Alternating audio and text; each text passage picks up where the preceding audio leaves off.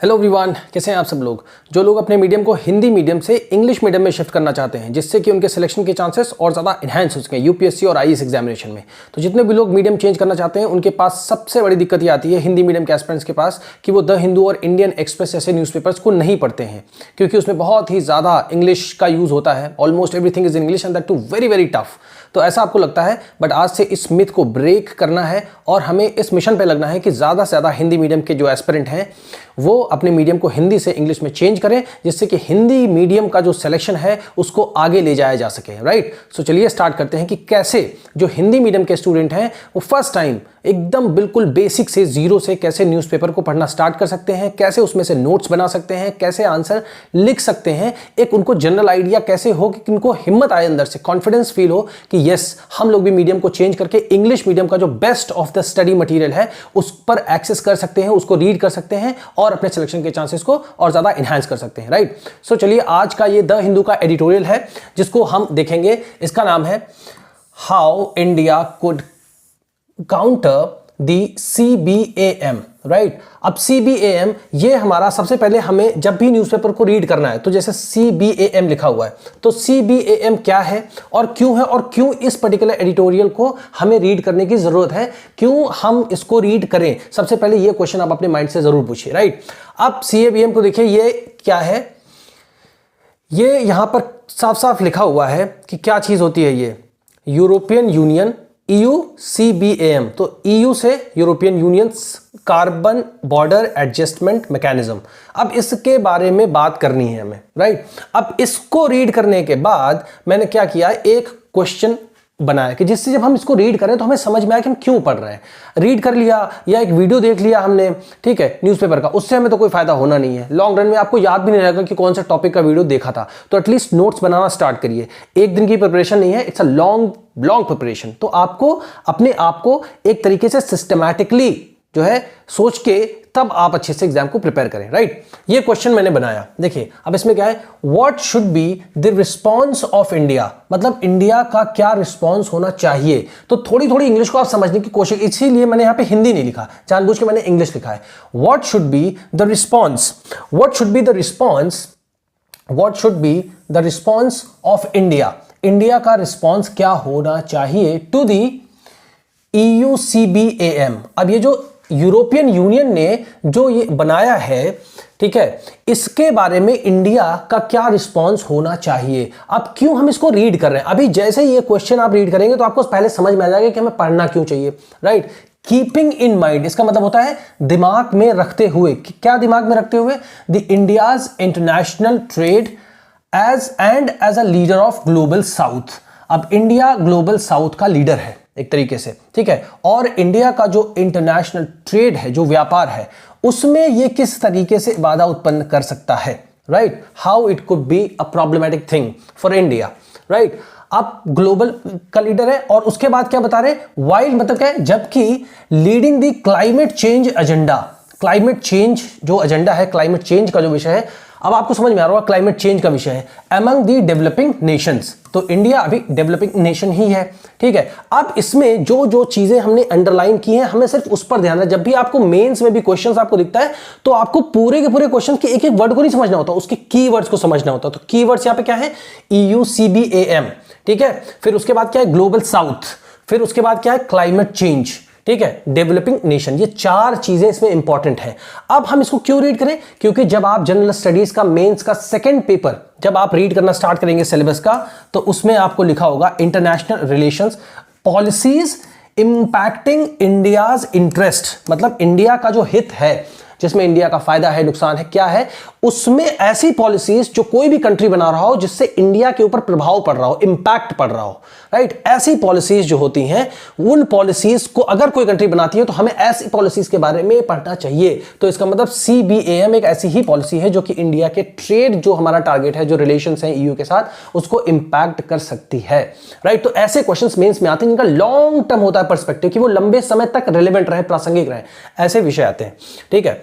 अब उसके बाद क्या है, इंडिया का इंटरनेशनल ट्रेड, जो व्यापार है, इंडिया का अंतरराष्ट्रीय व्यापार है, वो भी इस चीज से संबंधित है। अब उसके बाद आपने एक वर्ड देखा इसमें क्लाइमेट चेंज, ठीक है ना, क्लाइमेट चेंज। तो क्या है, जनरल स्टडीज 3 का मेंस का जब आप सिलेबस आगे देखेंगे तो उसमें आपको क्लाइमेट चेंज COP इसका मतलब होता है कॉन्फ्रेंस ऑफ पार्टीज। अभी कहां हुआ है? बाकू में। ठीक है, तो ये सारी चीजें अब हमें ये पता चल गया कि अच्छा इस वजह से हमको इस न्यूज़पेपर को रीड करना है, इस एडिटोरियल को, ये हमारे लिए इंपॉर्टेंट है। इसका नोट्स आप अभी बना के रख लें और इससे ज्यादा आपको कोई पीएचडी करने की जरूरत नहीं कि आप हर चीज को सर्च करें, 3-4 चैनल देखें, फिर बहुत सारी नॉलेज इकट्ठा करें। नहीं, इतना ही लिखेंगे। अभी आप देखिएगा कि इंट्रोडक्शन हम कैसे स्टार्ट करेंगे। राइट, अभी आप देखना कि कैसे हम इंट्रोडक्शन को स्टार्ट करते हैं। ऑलराइट, अब देखते हैं, स्टार्ट करते हैं। देखिए अब यहां पे हेडिंग क्या है? How could India counter the CBAM। CBAM का फुल फॉर्म क्या होता है? CBAM का फुल फॉर्म दी कॉर्पोरेट, यहां से आप देखें European Union carbon adjustment mechanism. Right, अब ये है क्या चीज बेसिकली? अब इसको आपको एक आइडिया लग गया होगा यहां से। अच्छा, क्लाइमेट चेंज, अच्छा ये सारी चीजें इसमें हैं, इंटरनेशनल ट्रेड है, GS2 है, GS3 से रिलेटेड, इसका मतलब हमारे लिए इंपॉर्टेंट है। अब इसको रीड करना स्टार्ट करते हैं कि कौन कौन से पॉइंट नोट्स बनाते कैसे न्यूज़पेपर से। ठीक है, अब यहां पे इसका कुड का मतलब है सकता। हाउ कुड, तो कैसे, हाउ इंडिया कुड काउंटर, तो काउंटर मतलब क्या? सामना करना या रिस्पॉन्स देना या जवाब देना, यही वर्ड यूज होता है एग्जाम में भी। जब भी क्वेश्चन फ्रेम होते हैं तो ऐसे ही लिखा होता है, how India could counter the CBAM। ठीक है, अब ये जो बनाया इन्होंने carbon border adjustment mechanism, European union ने बनाया। अब यहीं से आपका माइंड ये काम करना चाहिए, प्रीलिम्स में भी क्वेश्चन आ सकता है। ठीक है, प्रीलिम्स में भी क्वेश्चन आ सकता है, maybe in case now I think it will be very much visible to everybody. अब जैसे प्रीलिम्स में क्वेश्चन आ गया तो यूरोपियन यूनियन नहीं आएगा, ऐसे करके लेके आएगा CBAM is related to what country, ऐसे करके क्वेश्चन आ सकता है। तो हमारा ये रिलेटेड हो गया प्रीलिम्स से। ठीक है, इस तरीके से पढ़ना है। अब यहां पे देखिए स्टार्ट करते हैं। Protectionism is a threat to the collaboration required between the developed and developing world. अब डेवलप्ड एंड डेवलपिंग वर्ल्ड क्या होता है, इसको सिंपल भाषा में समझ लेते हैं। जैसे ये हमारी अर्थ है, ठीक है, यहां पे US है, यहां पे यूरोपियन यूनियन है, इधर अपना रशिया, चाइना और ऐसे करके इंडिया, इधर जापान, ये सब है, इधर अफ्रीका है, ठीक है, इधर साउथ अमेरिका है। अब बीचों बीच से इसको ऐसे कर देते हैं, इक्वेट कर देते हैं। ठीक है, तो ऊपर की जो कंट्री है ये हो गया USA, यूरोपियन यूनियन, इनको मोस्टली बोला जाता है डेवलप्ड कंट्री। ठीक है, और इसके नीचे जितनी भी कंट्री आती हैं इनको क्या बोलते हैं? Developing country. तो इंडिया डेवलपिंग कंट्री में आता है। ठीक है, और इस टोटल एरिया को हम क्या बोलते हैं? ग्लोबल साउथ भी बोलते हैं, ग्लोबल साउथ भी बोलते हैं। ठीक है, और इंडिया इस ग्लोबल साउथ का एक तरीके से लीडर है। राइट, सबकी वॉइस है इंडिया, डेवलपिंग इकोनॉमी भी है, उन सारी इकोनॉमीज का भी लीडर है इंडिया एक तरीके से। राइट, तो इस तरीके से जब हमारे माइंड में आइडियाज आएंगे, अच्छा ये तो इंटरनेशनल की बात हो रही है, इसका मतलब ये सारी चीजें इसमें है। ऑलराइट, अब आगे देखते हैं। अब ये क्या है?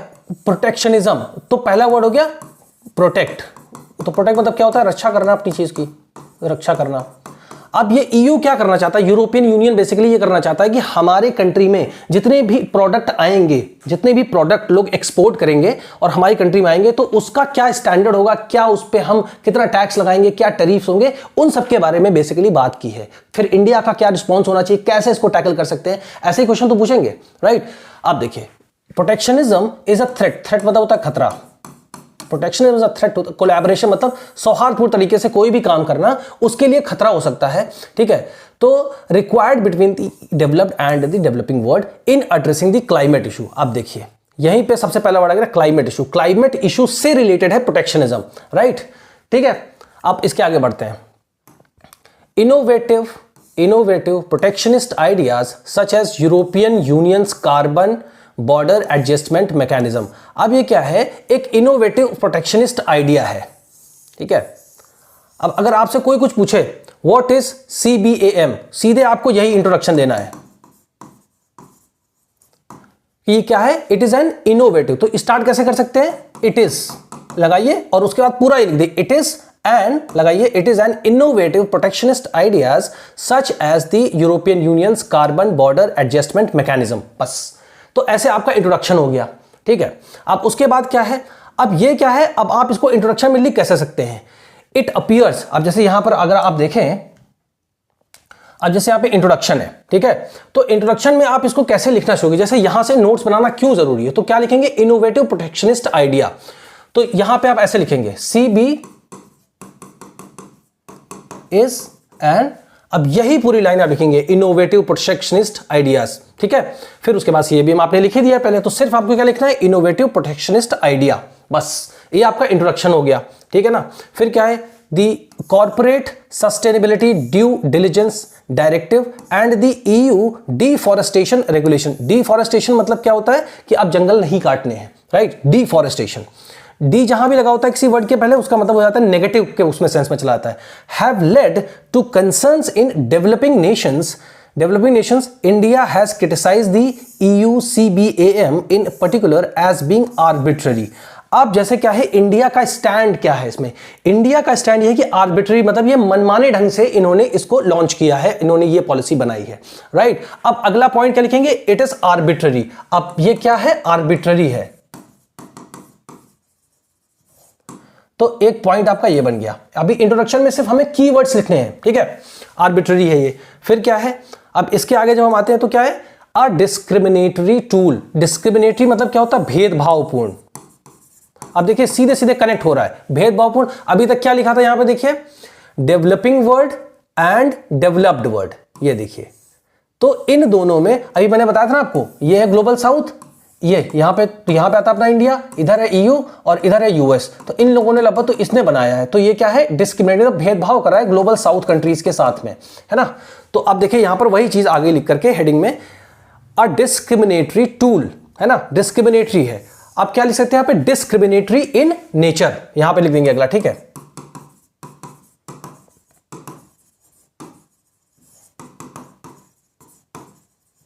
अगला पॉइंट यहां पे जैसे हमने लिख दिया था ना, CBAM लिख दिया था, है ना। फिर आप इसको ऐसे लिख सकते हैं, प्रोटेक्शनिस्ट है, प्रोटेक्शनिस्ट इन नेचर। फिर क्या है, डिस्क्रिमिनेटरी इन नेचर। अब ये सारे वर्ड जब आप याद करेंगे ना, तो डिस्क्रिमिनेटरी मतलब क्या होता है, भेदभाव, भेदभावपूर्ण, right. The CBAM is meant to ensure, इसका मतलब क्या है, बना है सुनिश्चित करने के लिए। The CBAM is meant to ensure, CBAM ये सुनिश्चित करने के लिए बनाया गया है दैट इंपोर्टेड प्रोडक्ट्स, इंपोर्ट मतलब क्या होता है, आयात करना, ठीक है ना, imported products bear a carbon emission cost comparable to the cost imposed on goods produced within the EU, ठीक है। अब ये एक चीज बताई गई इसमें। अब इसके अगला पॉइंट क्या है, exporters will be mandated to provide information on the quantity and emissions of their goods by certificates to match those emissions, ठीक है।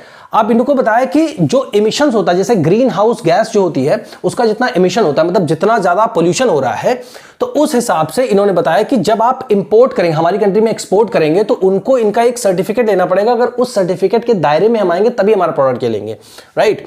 अब क्या है, the definite phase of CBAM will enter into force on January 2026, ठीक है, 1 जनवरी 2026 को ये effect में आएगा, राइट।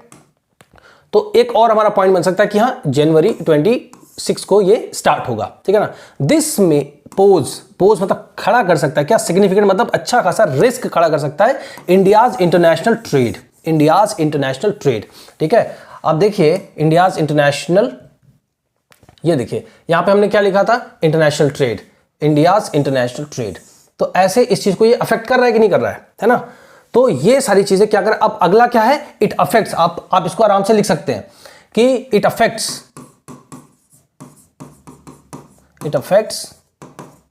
इंडियाज इंटरनेशनल ट्रेड, है ना। अब आप आगे क्या देखेंगे, the EU comprises 20.33% of India's total merchandise exports. तो मर्चेंडाइज मतलब क्या होता है, क्लोथ, जो कपड़े हैं उनको हम एक्सपोर्ट करते हैं, ऑफ विच मतलब 20.33% का जो है 25%, ठीक है ना, आर अफेक्टेड बाय CBAM। तो सबसे पहले अफेक्टेड एरिया क्या हो गया हमारा, मर्चेंडाइज एक्सपोर्ट्स हमारा अफेक्टेड एरिया हो गया, ठीक है। अब ये इसका नेगेटिव लिख सकते हैं, किस में लिख सकते हैं नेगेटिव हम इसमें, इसका नेगेटिव हम इसमें लिख सकते हैं, मेन बॉडी में लिख सकते हैं। क्या लिख सकते हैं कि ये हमारा नेगेटिव्स में, ठीक है। तो क्या हो गया, मर्चेंडाइज एक्सपोर्ट, है ना, ऐसे करके मर्चेंडाइज एक्सपोर्ट लिख सकते हैं आप यहां से, ठीक है। During the during the last 5 fiscal years, iron and steel have accounted for 76.83% of these exports. ठीक है, ये हमारे इतना काम का नहीं है, बट हम ये जान सकते हैं कि आयरन एंड स्टील, ठीक है, ये लगभग 76.83% एक्सपोर्ट करते हैं हम वहां पे, ठीक है, फॉलोड बाय एल्यूमिनियम को भी एक्सपोर्ट करते हैं, सीमेंट को करते हैं एंड फर्टिलाइजर्स को करते हैं, राइट। अब मेन एक हमारा निकल के आ गया कि सबसे ज्यादा अफेक्टेड कौन सा है, हमारा मर्चेंडाइज एक्सपोर्ट है, ठीक है। अब उसके बाद अगला क्या है, देखिए इसी तरीके से न्यूज़पेपर को रीड करते हैं, जो इंपॉर्टेंट पॉइंट्स हैं उनको हमें निकालना है और हमें यह देखना है कि हाँ कैसे हम इनको यूज कर सकते हैं, राइट। फिर क्या है, अब इसको बताया गया in recent editions of the conference of the parties India has said that CBAM is discriminatory, है ना। फिर आप इसको लिख सकते हैं it is discriminatory in nature, जैसे मैंने बताया था आपको, एंड कॉल्ड ऑन। अब इसका मतलब कॉल्ड ऑन का मतलब क्या होता है, आग्रह करना। कभी भी वोकैबुलरी आप अलग से मत लिखिए, कोई भी आपको वोकैबुलरी वाले चलने के दिए, आपकी द हिंदू की बहुत सारी वोकैबुलरी, उससे आपका कोई मतलब नहीं होगा। वोकैबुलरी जब कंटेक्स्ट में लिखा हो उस वक्त उसकी वोकैबुलरी का जो मीनिंग होता है वर्ड का वो डिफरेंट होता है, ठीक है। अब इसका मतलब क्या है, इंडिया ने जो COPs की जो हो रही थी, ठीक है, मीटिंग, वहां पर आग्रह किया, किसे किया, डेवलपिंग जो कंट्रीज हैं, जैसे इंडिया भी डेवलपिंग कंट्रीज, तो अदर डेवलपिंग जो कंट्रीज हैं उनसे इंडिया ने आग्रह किया है, कॉल ऑन किया है टू एस्टैब्लिश, कि स्थापित किया जाए अ कोऑर्डिनेटेड रिस्पांस। कोऑर्डिनेटेड मतलब मिलजुल कर सब लोग एक साथ में EU के सामने अपनी जो भी बातें हैं उनको रखें कि नहीं आपने ये जो बनाया है इस तरीके से सर्टिफिकेट्स लेना होगा, इतने % करना होगा, इसमें ग्रीन हाउस की इमिशन को देखना होगा, कार्बन इमिशंस को देखना होगा, ये सारी चीजें हम लोगों के इंटरेस्ट में नहीं है ना। तो ऐसी सारी चीजों के लिए बोला गया है कि कोऑर्डिनेटेड रिस्पांस चाहिए हमें to what it considers as an unjust transfer of responsibilities, है ना। अब ये देखिए एक सबसे इंपॉर्टेंट पॉइंट है, it appears as an unjust transfer of responsibilities. तो इसको आप लिख सकते हैं अनजस्ट ट्रांसफर ऑफ रिस्पॉन्सिबिलिटीज, ठीक है। तो ये एक इंपॉर्टेंट पॉइंट हो गया, ऐसे पॉइंट सिर्फ आपको निकालने हैं। तो अब आप देखिए इंट्रोडक्शन आपको थोड़ा बहुत समझ में आएगा कि ये है क्या एक्चुअली में। अब आपको मेन बॉडी में नेगेटिव से समझ में आ रहा है कि क्यों इंडिया को दिक्कत है, राइट। अब इसके बाद आगे देखते हैं, the CBAM is attracting considerable attention to COP29 in Baku। अब जब अभी ये बाकू में जब ये होगा तो उसमें इसके बारे में डिस्कशन पक्का से होना ही होना है ना। फिर क्या है, हाउएवर मतलब हालांकि, हाउएवर मींस हालांकि, अंडर प्रिपेयर्ड आर्ग्यूमेंट मतलब अगर इंडिया को अपना आर्ग्यूमेंट रखना है, तर्क अपना रखना है, तो अंडर प्रिपेयर्ड नहीं होना चाहिए, इंडिया को फुल्ली प्रिपेयर्ड होना चाहिए कि जैसे इनके जो भी इन्होंने बताया कि ऐसे करना है वैसे करना है, सर्टिफिकेट्स लेना है, तो उसके लिए इंडिया के पास सॉलिड रिस्पॉन्सेज होने चाहिए, सॉलिड आर्ग्यूमेंट्स होने चाहिए डिफीट करने के लिए इनको, right. presented at the COP could undermine India's credibility as a leading voice of the global south। अब देखिए मैंने आपको बताया था ना ग्लोबल साउथ, अभी मैंने ऐसा करके बताया था ना, यहाँ पे आपका US है, इधर EU है, ये इक्वेटर वाली लाइन है, यहाँ पे इंडिया है, और बाकी जितनी भी कंट्रीज हैं ये सारी डेवलपिंग कंट्रीज हैं, इसलिए इंडिया को इसका लीडर माना जाता है एक तरीके से, राइट। तो अब इंडिया की विश्वसनीयता, इंडियाज क्रेडिबिलिटी, क्रेडिबिलिटी मतलब क्या होता है, विश्वसनीयता। तो इंडिया की जो एक विश्वसनीयता है, जो एक साख बनी हुई है, अगर इंडिया सही से अपने आर्गुमेंट्स को नहीं पुट फॉरवर्ड करेगा बाकू में, तो फिर इंडिया की जो एक इंडिया का अच्छा नाम बना हुआ है उस पर अफेक्ट पड़ सकता है, अंडरमाइन कर सकता है उसको। अंडरमाइन मतलब क्या है, नीचा दिखा सकता है, ठीक है। अब आइए आगे देखते हैं, इट इज इंपॉर्टेंट, ये महत्वपूर्ण है, it is important to recognise, ये महत्वपूर्ण है मानना, रिकॉग्नाइज मतलब मानना, that not all developing economies share the same economic aspirations as India. अब ये भी बात देखिए यहां से सामने आ रही है कि जितना इंडिया आगे ग्रो करना चाहता है, $5 ट्रिलियन इकोनॉमी बनने का हमारा सपना है, तो बाकी जो अदर हमारी डेवलपिंग जो इकोनॉमीज हैं, क्या उनके अंदर भी यही एस्पिरेशन है कि वो $5 ट्रिलियन बनना चाहती है, या उनके भी सेम इश्यूज हैं जो इंडिया के हैं? ऐसा भी नहीं। तो ये एक इंडिया के लिए चैलेंज होगा, राइट। फिर आगे देखते हैं, nor will they be equally affected by the impacts of climate change, और ना ही जो अदर डेवलपिंग इकोनॉमीज हैं वो क्लाइमेट चेंज के द्वारा इक्वली जितना इंडिया को अफेक्ट होगा उतना उनको अफेक्ट नहीं होगा, ये भी बात सही है। देयरफॉर अतः परसेप्शंस रिगार्डिंग CBAM, ठीक है, CBAM कॉम्प्लेक्स, बहुत ज्यादा जटिल है, even with in the developing world. तो डेवलपिंग वर्ल्ड में एक मतलब एक सामंजस्य बनाना, एक वॉइस बनाना कि हाँ सारे डेवलपिंग जो भी हमारी कंट्रीज हैं वो खिलाफ है CBAM के, ये भी बहुत मुश्किल बात है। तो कंसेंसस बिल्डिंग, तो अब यहां पे देख सकते हैं कि चैलेंजेस क्या है इंडिया के सामने। तो कंसेंसस बिल्डिंग, तो कंसेंसस बिल्डिंग मतलब क्या है, मतैक्य, मतलब जो है सभी का मत एक करना। तो मत एक करना जो है ये इंडिया के लिए सबसे बड़ा चैलेंज भी है। तो ये चैलेंजेस आ रहे हैं, ठीक है। आपने बाकी जितना मैं बता रहा हूं मेन बॉडी में आप नोट करते जाओ, ठीक है। Issues related to multilateral and bilateral, तो यहां पे क्या हो गया कि मल्टीलेटरल मतलब दो से ज्यादा, और इसका बायलेटरल मतलब दो पक्षीय ट्रेड, ठीक है। एंड कल्चरल जो भी टाइज है between the developed countries and the developing economies influence the tone of their argument. अब हर कंट्री का रिलेशन ईयू के साथ अलग अलग है, ठीक है। तो ये पॉइंट हमें लिखना ही नहीं है, हर कंट्री का रिलेशन ईयू के साथ अलग अलग है। तो इस वजह से वो लोग उसी भाषा में बात करेंगे, जिसका जितना अफेक्ट होगा वो उस भाषा में बात करेगा, जिसको ज्यादा अफेक्ट होगा, ज्यादा इंपैक्ट पड़ रहा होगा, वो थोड़ा सा हार्श लैंग्वेज में बात करेगा। बट ये सब चीजें हमें लिखनी नहीं है, ठीक है। आगे देखते हैं उसके बाद क्या है। The current production-based accounting principle participated under the United Nations Framework Convention on Climate Change includes the emissions resulting from the production of exportable commodities within the emission inventory of the exporting nation। ठीक है, ये भी यहां पर हमको नहीं लिखने की जरूरत है। Alright, फिर आगे बढ़ते हैं। The exporting nation is held accountable for the reduction of these emissions even though these products are not consumed within its domestic market। ठीक है, as a result many developing economies with less stringent economic reduction measures are accused of climate change when they export more। ज्यादा हम लोग export नहीं कर सकते, basically export पे reduction लगेगा, ज्यादा हम एक्सपोर्ट नहीं कर पाएंगे, ठीक है। तो एक्सपोर्ट रिडक्शन, तो एक ये भी चैलेंज है हमारे पास, ठीक है। फिर क्या है, द प्रपोज्ड आर्गुमेंट। अब यहां से एक तरीके से कंक्लूजन हमारा स्टार्ट होता है। न्यूज़पेपर्स भी इसी तरीके से लिखे जाते हैं कि आपको हेल्प हो सके, राइट, आपका सारा इशू समझाते हैं। अब क्या हो सकता है, प्रपोज्ड आर्गुमेंट मतलब जो आगे रखे जाएंगे आर्गुमेंट्स वो क्या क्या है वो यहां पर डिस्कस किए गए हैं। तो यहां पे क्या लिखा हुआ है, देयरफॉर, यहां पे है कि देयरफॉर मतलब अगर India's argument should also align with other developing countries. अब क्या है, जो इंडिया आर्गुमेंट दे रहा है, जो आर्गुमेंट इंडिया दे रहा है वो आर्गुमेंट अदर कंट्री, जो और भी कंट्रीज हैं उनके साथ मैच करना चाहिए। Align with other developing countries मतलब अदर कंट्रीज के साथ में मैच करना चाहिए। बट ये भी ना तो हमको एग्जाम में लिखना है ना इंटरव्यू में ऐसा कुछ बोलना है, ठीक है। हमें सिर्फ की पॉइंट्स पे फोकस करना है। If India wishes to speak like a leader, अगर इंडिया को एक लीडर की तरह बात करनी है वहां पे, तो इंडिया को सबसे पहले सारे लोगों से बातचीत अच्छे से करना कि हाँ ये पॉइंट्स हैं, इन पॉइंट्स को हम आगे रखेंगे, तो सबको अग्री करना है। तो ये एक इंडिया के पास है चैलेंज, ठीक है। The following could be some of the arguments। अब ये कुछ arguments होते हैं, उसमें नंबर एक कौन सा है, on the time for preparing for CBAM with administrative deafness the EU set a target to reduce greenhouse gas emission by 20% compared to 1990। ये उसका काम है, EU ने अपना मतलब सेट किया, ठीक है, ये हमारे किसी काम का नहीं है, ठीक है। फिर क्या है उसके बाद, this is outlined in the EU climate action, renewable energy, ये सब उनका है, ठीक है। हमें सिर्फ समझना है कि हमारे लिए क्या इंपॉर्टेंट है। Following the accomplishment of these targets, the European Union Greece deal was unveiled in 2019, extending to the emission reduction target of 25%, and this is their Fit for 5 package. Does the CBAM offer developing economies a matchable type? तो देखिए इन्होंने यहाँ से यहाँ तक क्या किया है, खुद को मतलब जो है समय देने के लिए कि कैसे ये अपने ग्रीन हाउस इमिशंस को, ठीक है, उसको कंट्रोल में ला सके, तो उसके लिए इन्होंने अपने लिए ज्यादा टाइम बढ़ाया, ज्यादा टाइम लिया। तो अगला आर्गुमेंट यहां पर ये हो सकता है, हम इनसे ये बोल सकते हैं कि आपने तो इतना ज्यादा टाइम लिया, तो डेवलपिंग इकोनॉमीज हैं उनको भी मैचेबल मतलब उतना ही टाइम दीजिए अडेप्ट करने के लिए कि मतलब वो भी उस तरीके से चीजों में ढल पाए, ठीक है। तो ये हमारा एक आर्गुमेंट हो गया उनके सामने, ऑलराइट।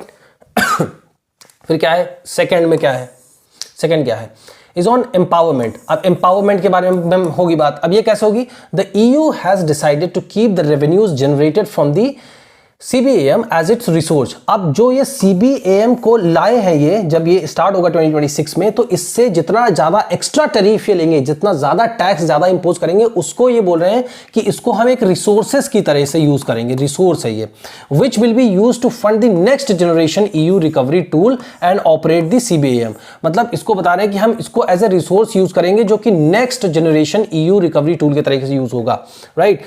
ये भी हमारे लिए खतरा है, बेकार सी चीज है, हम लोग को क्या मतलब इस चीज से, आप उस पैसे का क्या करो, राइट। फिर क्या है, depending on the mechanism's ultimate design the anticipated additional money generated by CBAM for 2030 is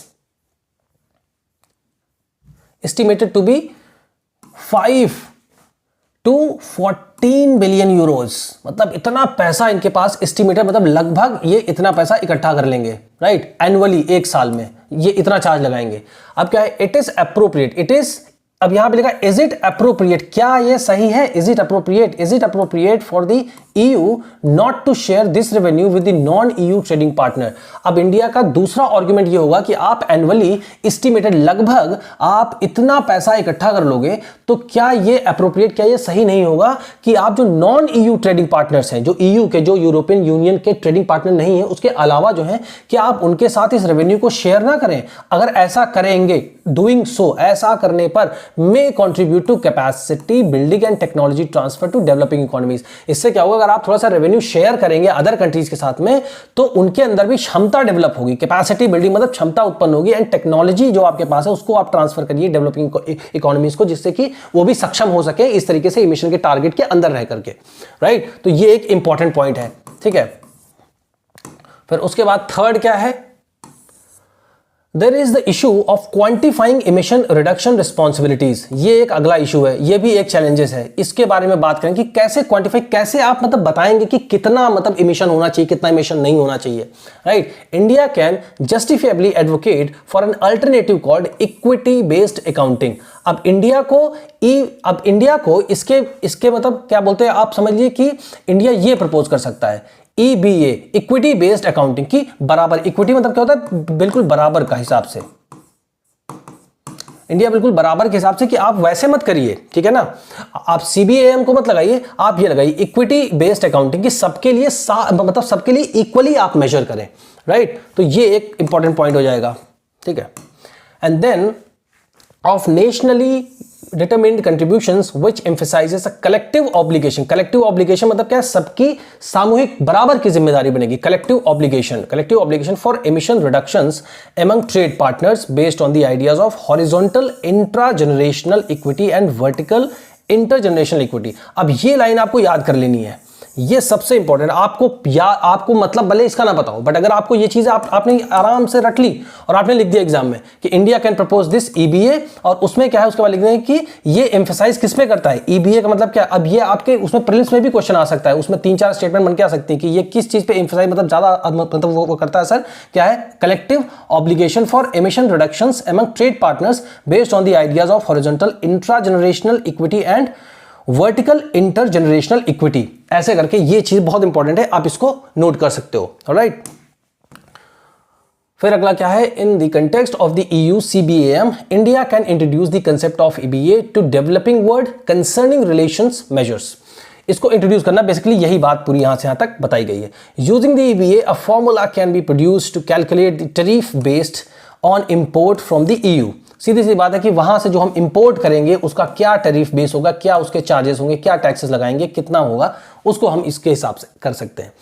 which considers factors such as relative per capita GDP। मतलब relative per capita GDP की क्या है कि तुलनात्मक रूप से जो per capita GDP है यूरोपियन के जो वहां के लोग हैं उनकी और इंडिया की, उस हिसाब से हम इसको बनाएंगे कि हमारे यहाँ क्या है उनके यहाँ क्या, बीच का एक मेजर निकालेंगे, right. Relative per capita emission की एक व्यक्ति कितना इमिट करता है, ज्यादा ज्यादा उत्सर्जन कितना करता है वहां और इंडिया में, उसके हिसाब से relative gains from the trade, कितना आप इस तरीके के ट्रेड से अर्न कर सकते हो और कितना हम कर सकते हैं, तो तुलनात्मक उसका भी एक अध्ययन कर लेते हैं। And relative avoided emissions through trade, ठीक है, ये हम कर सकते हैं। Bye expressing the actual emissions, bye expressing the actual emissions, ठीक है, embedded in imports in a way that reflects the developmental and historical heterogenesis between the trade partners, and any developing economies can be better positions under these new rules of the game which provides an unbiased, अब यहां से लिख सकते हैं कि an unbiased evaluation of the climate initiative होगा। ये जो EBA है, ठीक है ना, जो इंडिया बता रहा है अपनी तरफ से, इसको हम बोल सकते हैं, ठीक है, इसको हम बोल सकते हैं अनबायस्ड, ठीक है, इसको हम बोल सकते हैं अनबायस्ड। तो ये हम लिख सकते हैं कि ये अनबायस्ड भी होगा, ठीक है।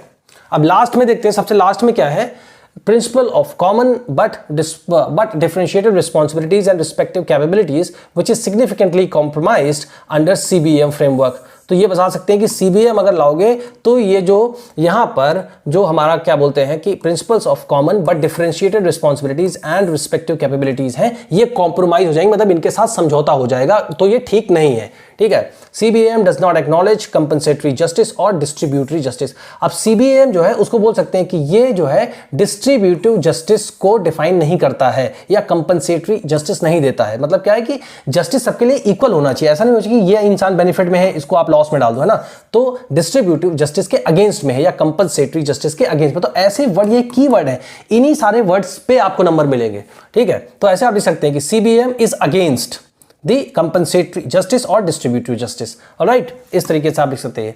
और उसके बाद क्या लिखा है यहाँ पे कॉन्सिक्वेंटली, मतलब पूरा परिणाम स्वरूप बता रहे हैं यहाँ पे। परिणाम स्वरूप इसका मतलब होता है कि अंत में, या मतलब परिणाम स्वरूप, the allocation of emission responsibilities is not equitably assigned to countries based on their historical contributions to climate change और their capacity to mitigate effects. It is apparent that the EU wants to intimidate non-EU nations into adopting its self-proclaimed position as climate leader.